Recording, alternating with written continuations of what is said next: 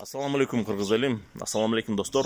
Бүгүн ушул Георгиевский лента боюнча айтып кетейин дедим. Азыр 9 май жакындаган сайын биздин кээ бир билбеген бир туугандар ушул Георгиевский лентаны мойнуна тагып, сумкасына тагып, машинасына тагып, такпан жагына тагып жүрөт да. Маанисин билбей.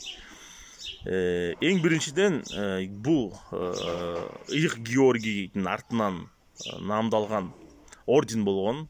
Бул орденди Екатерина ушул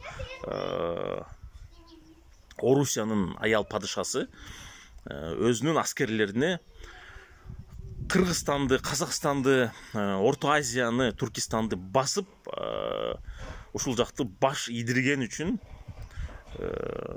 наамдалган орден болгон.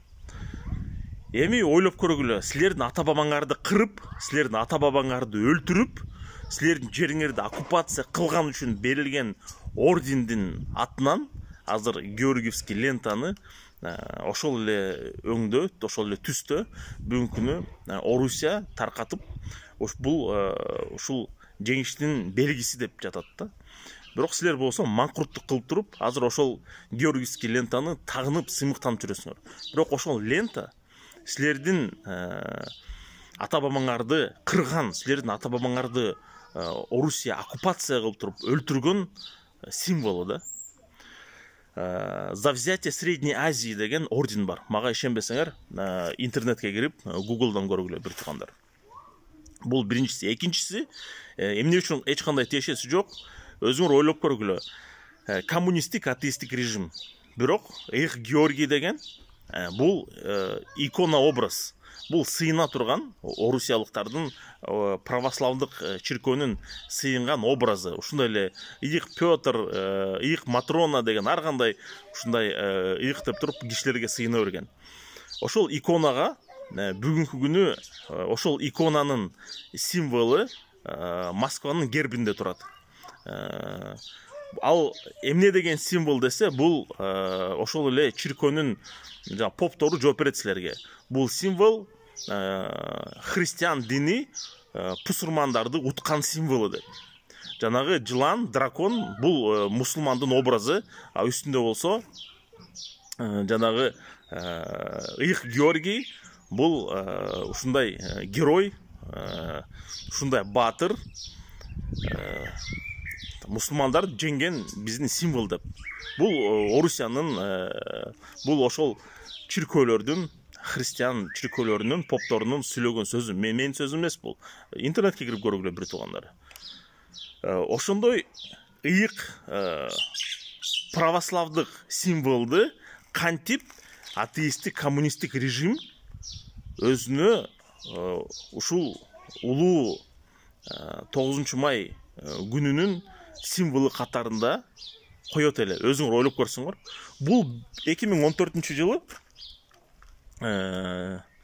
ойлонуп табылган символ.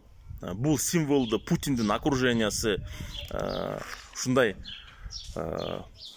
Орто Азия элдерин багымдарган, ушундай маңкурт кылган символ катары колдонот бүгүнкү күнү.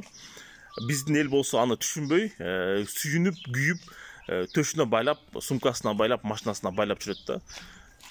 Бул символ бүгүнкү күнү бир гана ушул рашистский путинизмдин, орусиялык национализмдин символу болуп калган.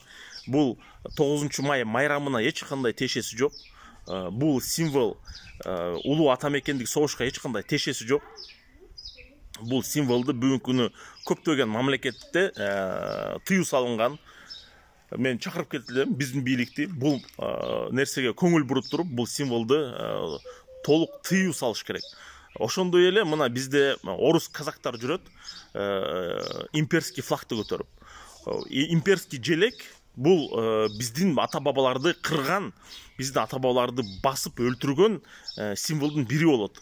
Ошол символдарды, ошол казак движенияларын биз бүгүнкү күнү Кыргызстандын ичинде запрет полный жокко чыгарыш керекпиз да. Мыйзам түрүндө.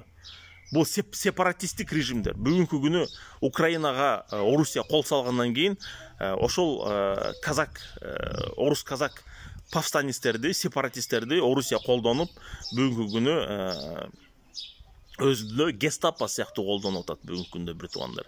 Диверсант катары колдонуп атат, террорист катары колдонуп атат да. Ойлонуп көрөлү, бизге булар керекпи бүгүнкү күндө? Мына Ананьева да бар, мына Манас айылында бар, мына Кантта бар. Ошолор түзгөн военно-патриотический клубтар бар. Ошолордун баарын жабыш керек, ошолордун баарына тыюу салыш керек. Урматтуу Садыр Жапаров, сизге кайрылып кетем. Буга көңүл бурбасак, эртеңки күнү Орусия бизди оккупация кылып келгенде, булар колуна курал алып бизге каршы чыгат. Ар биринин үйүндө курал бар. Ар биринин үйүндө 5-6 куралдан бар. Мен буларды жакшы билем, көптөн бери буларды ичинен да сыртынан да изилдеп жатам. Булар болгон ушундай орусиялык фашизмдин эң чокусунда отурган агым деп айтса болот. Буларга тыюу салыш керек бүгүнкү күндө.